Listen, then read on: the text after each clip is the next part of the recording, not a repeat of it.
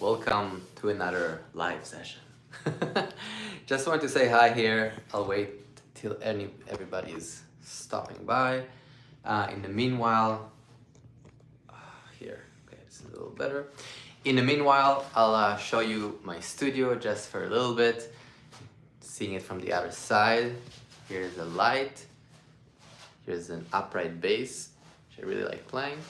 Some guitars, some stuff. This guitar is kind of crazy in a good way. I don't know if you can see it. Yes, you can see it. Yeah, so this guitar is really cool. Really fun to play. It has some crazy MIDI capabilities. There's just like the ability basically, one of the reason I started with this collaboration with Jeff Whitehead is because we're doing this MIDI to visuals collab, which is really exciting with this instrument. But I kind of wanted to just open it up for a little Q&A. Yeah, so if you have any question, you can drop it here in the chat, and I'll do my best to answer. Yeah, and I also wanted to tell you that there's one more day for my big course. I just released it, and I'm super excited about it. It's the biggest thing I ever worked on. It's called a 26-week guitar transformation. And honestly, it's really cool. I spent like many months on working on that thing. And it has a lot of stuff in it. So if you're into guitar and music as much as I am, I think you'll really freaking dig it. But I kind of want to throw it back to you guys. So if you have any questions, you can drop it in the chat. Again, thank you for hanging on YouTube and the different spots, Patreon and all these things. It means a lot, and it's a lot of work and time to try and create things that I hope are meaningful. So again, I want to say thank you for hanging out. Let me know if you can hear me okay. Let me know if the chat is working, just so I know that I'm not messing some stuff up. When you play question from Pav. Hey Pav, what's up? When you play MIDI guitar, which software do you use? Yeah, that's a good question. So right now, what I'm usually doing is I'm using kind of two things. So the reason I'm basically got into the whole MIDI a little deeper with again this instrument here, this really cool guitar, is because I'm very interested in translating the MIDI into visuals. So I also have, if you can see this thing, which is hardware. Sorry, my course is up because I was just checking that everything works. So this thing is a piece of hardware that Jeff Whitehead designed and built, and it's also connected to some software that he built. So the shorter, sounds okay, cool. The shorter answer to the MIDI is I use Ableton a lot because I'm very comfortable, just creating music on Ableton. So I also use their MIDI. But like MKL, multimedia, and all these things, you can also use them directly. So I sometimes started doing that. So there are some like sounds that you can basically use directly. For me, one of the exciting things with MIDI for specifically this project that I'm working on for almost 2 years now is that concept of translating the sound into visuals, running through Ableton, and then running that through another video software which is called Touch Designer. So it's gonna be really cool, but it will take a little, hopefully in a couple of months you can see the results, which will be me playing live and some crazy stuff happening visually with that. Let me know again if you have any questions. Taylor is saying, sir, can you please show how to practice my scales in 8 notes, 16 notes, and quarter notes once again? Yes, for sure, we can do that. So, like right now, yeah. So I'll do this. So basically, if you have a metronome, put it a little slower. I think the first step with a lot of things, specifically rhythmically, is feeling the pulse and being able to sing it. So playing is almost secondary to the idea of understanding. And this is something that we talk about it on the channel, we talk about it oftentimes, and of course, it all is really deeply covered in the course that I mentioned and also the link there. And the course is open for one more day. So, just check it out. In any case, for about your question, so let's say I have a click, right? So, and you can do it with me for a second if you're, if you can. So you can just feel the pulse like in your, body, kind of like, dance or just feel it. And then you can subdivide that idea, right? So first of all, it's kind of locking in with the quarter. So let's put it a little faster, put it on 60, just so it's like quicker transition. So we have this pulse, we're feeling it, just listening, just kind of connecting with the sound. Again, feeling things is an important part of the learning process.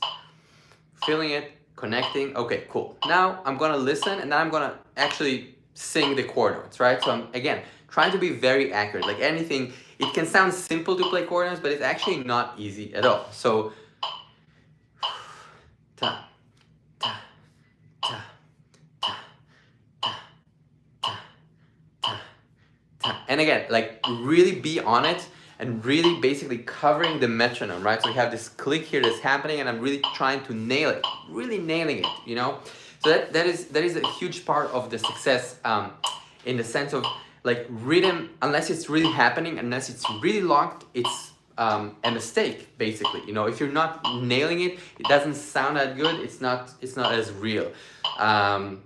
Something that Gilad once told me is like, yeah, he's like, if you're not sure of the rhythm or like you're kind of like even just like hesitating, then it's wrong. And it's a strong way to think about it because just it needs to be so happening so it's strong. Okay, so going back to the chords, right? Simple but not simple. So ta ta ta, 8 notes. Ta ta ta ta ta ta ta ta. And I can hang here for a bit, right? Just like ta. Takita, takita, 1, 2, 3, 1, 2, 3, takita, takita, takadimi, takadimi, takadimi, takadimi, 1, 2, 3, 4, 1, 2, 3, 4, 1.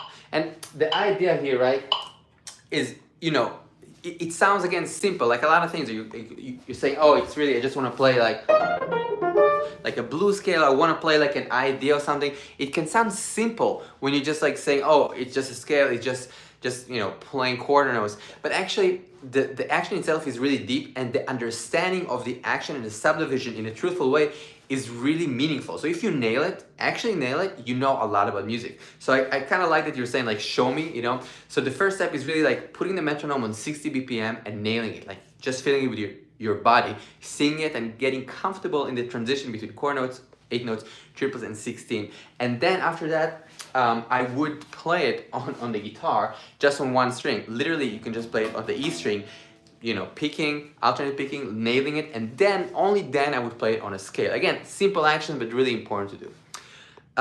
What other instruments do you play? Well, I play some piano. Like I just started kind of like practicing piano. So I'm practicing like, I don't know, half an hour a day or something, just playing like tunes, like standards, like jazz stuff.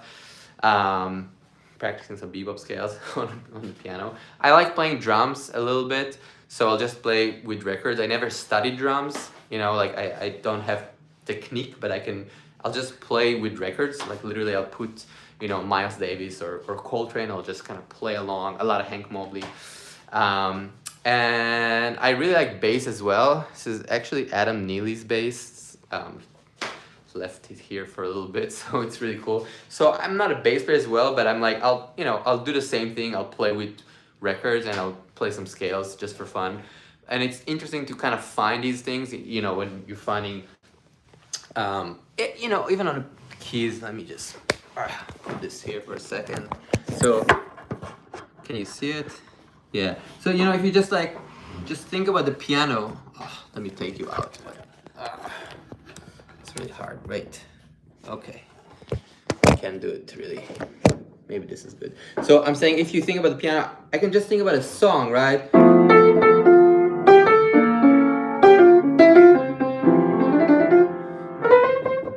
So I'll just think about the chords because I know the sound, I know the melody, and I can kind of try and find voicings. Again, it's a process. I don't really know piano, but it's something that I'm exploring and trying to find, these kind of things. So I guess a little bit of piano, a little bit of bass, a little bit of drums, but mainly guitar. One more question. How to get better Metheny synth guitar kind of sound? Well, I think so. The synth guitar of Metheny, you can use a lot of synthesizers. So the actually, what's it called? I kind of have it. Let me see what's it called. RC1000, I think, the Bose one, the blue one. So there are a few like guitar synthesizers that have these sounds. You can actually create them without MIDI. You can actually do like just audio, like literally you can use audio to create that synth. It's sort of like a guitar synth sound, but you can use audio. You don't really need MIDI to get to that sound. And both have like a few of these like kind of like, you know, pedals slash like multi effects that have a pretty good sound if that's what you want. Yeah, how to get okay.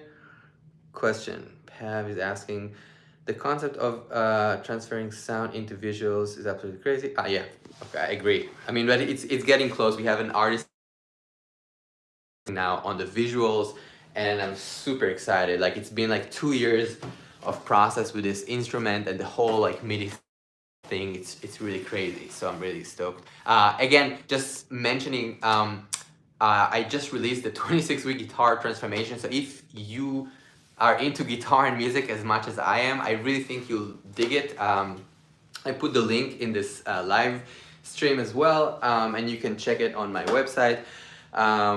Yeah, and you can email me if you have any questions as well, and I'm closing the registration tomorrow, just so you know. But let's answer more questions. Hey Rotem, thanks for the great content. Oh yeah, thanks man, thanks John, appreciate it. Hey Vito, what's up man, good to see you also here.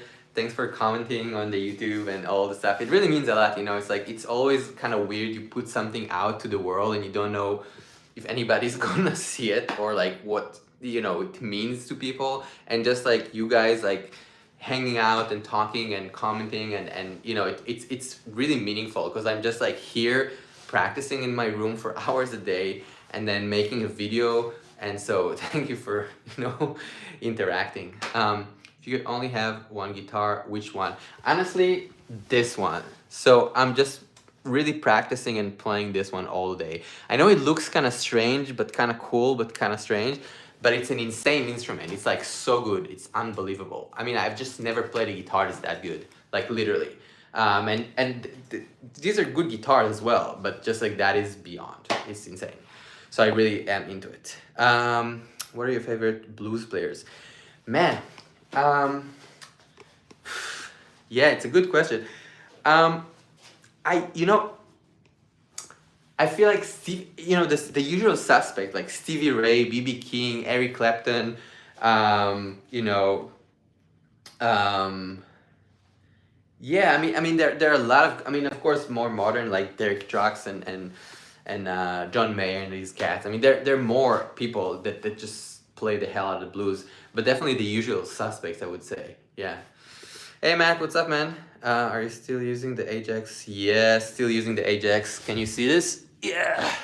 So I'm trying some more shit with it now, but like definitely that's the main sound, and I'm exploring just this distortion with it, and some, usually it's not actually, but mainly the sound is from the Ajax.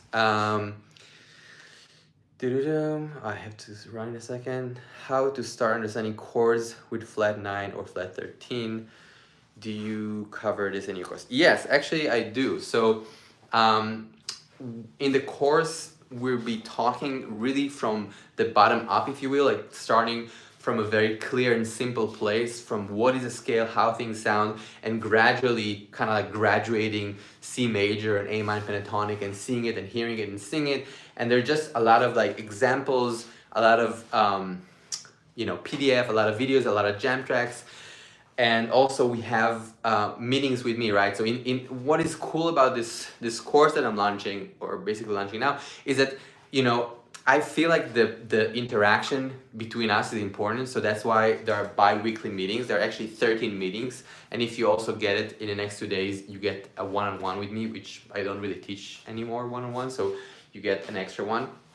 And in the course, we also have a community. We have like a small community only for the course people. And the course people are actually, it's a group of up to 10 people. So it's only 10 people that we're working in a close niche together for the whole course, which is 6 months. So we'll know each other pretty well. Submit videos, and I'll of course talk I'll give you feedback, all this stuff. So it's kind of cool. So definitely 7 chords, extensions, all these things are a part of the understanding of music. So the course is just talking about really how to nail it, you know. And for me, nailing it is the same idea, like somebody asked here earlier about like, oh, how do you play chord notes, 8 notes?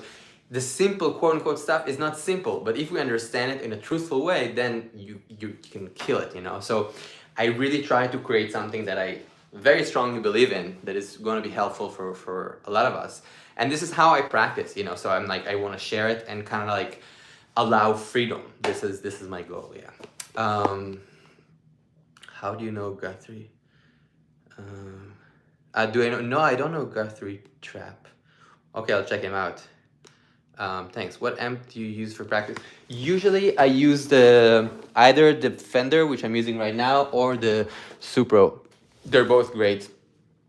Usually that. If I'm playing like smaller gigs and I don't want to schlep that, I'll take the Divu Mark, but I really practice usually with the Deluxe or the Supro. I think it's a really good amp. What else? Just good. Contain. What? Sorry. Just got in. What's contained in the course? I'm not exactly clear.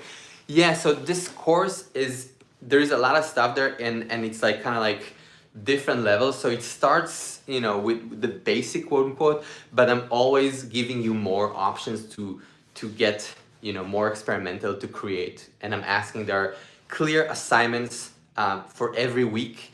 And, you know, there are 26 weeks. So if if you see that the first 2-3 weeks are going fast, it's awesome. You can skip a week, that's not a problem.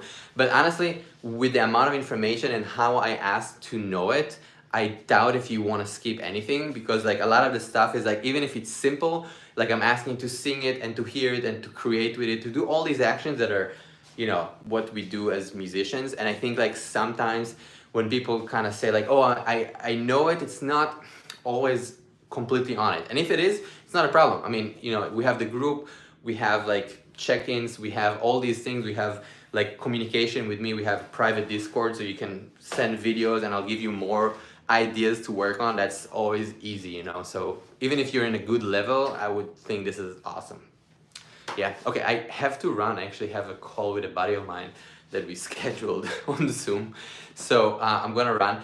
Thank you for hanging out, and it means a lot. Let me know if these live things are cool.